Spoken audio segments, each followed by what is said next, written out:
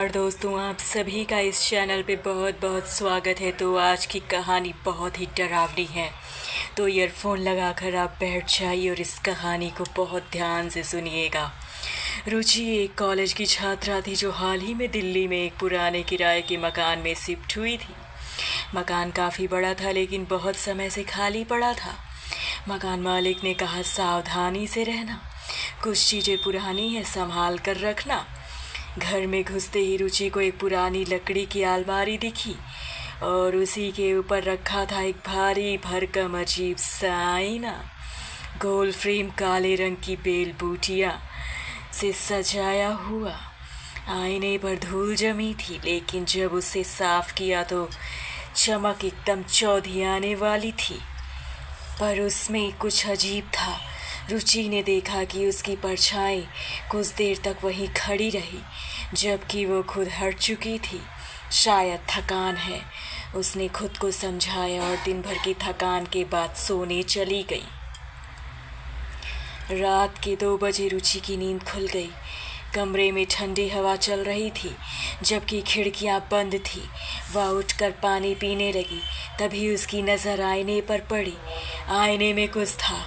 रुचि ने देखा कि उसका अक्ष आईने में उसी की तरफ देख रहा था, पर चेहरे पर मुस्कान थी, एक अजीब सी डरावनी मुस्कान।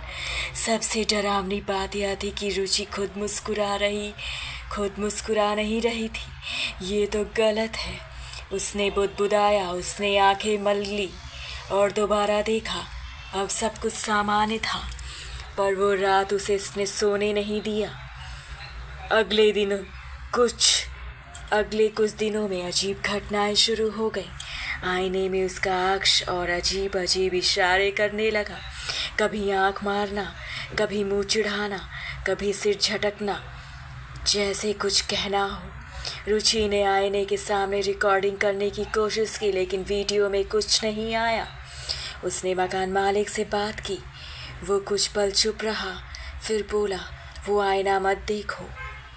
पहले जो लड़की यहाँ रहती थी वही आईना लेकर आई थी, और एक रात वो गायब हो गई।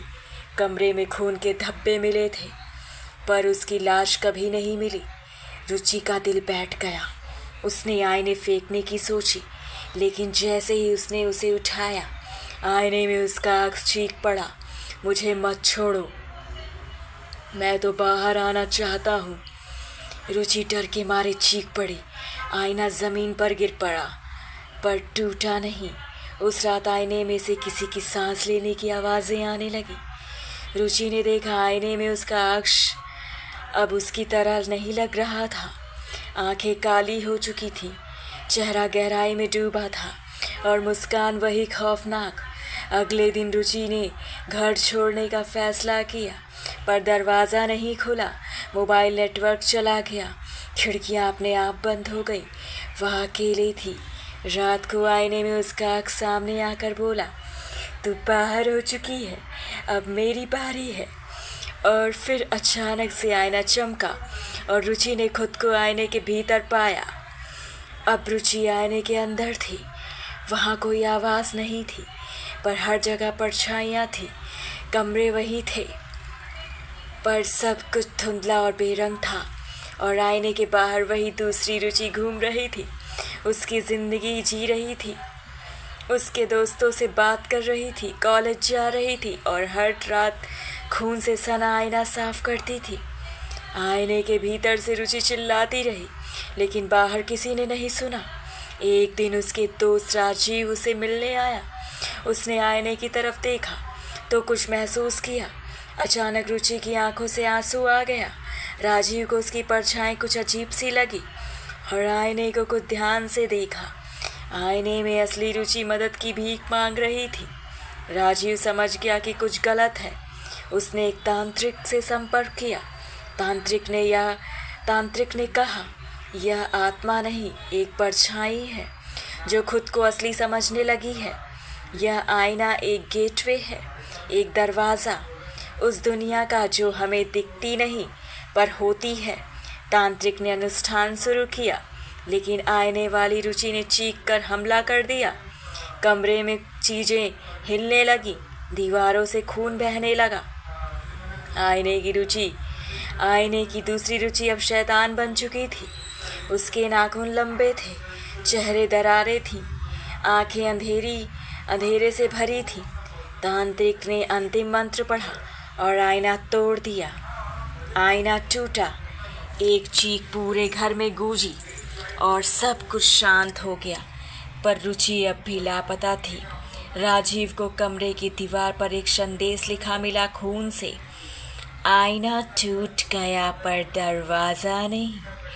अगली बार जब कोई देखेगा मैं फिर बाहर आऊंगी। दोस्तों, अगर आपके घर में भी कोई पुराना आईना है तो आज रात सोने से पहले ज़रा ध्यान से देखिएगा। कहीं आपका अक्स भी आपसे ज़्यादा देर तक मुस्कुराता ना रहे। और अगर ऐसा है तो इस वीडियो को लाइक ज़रूर करिएगा।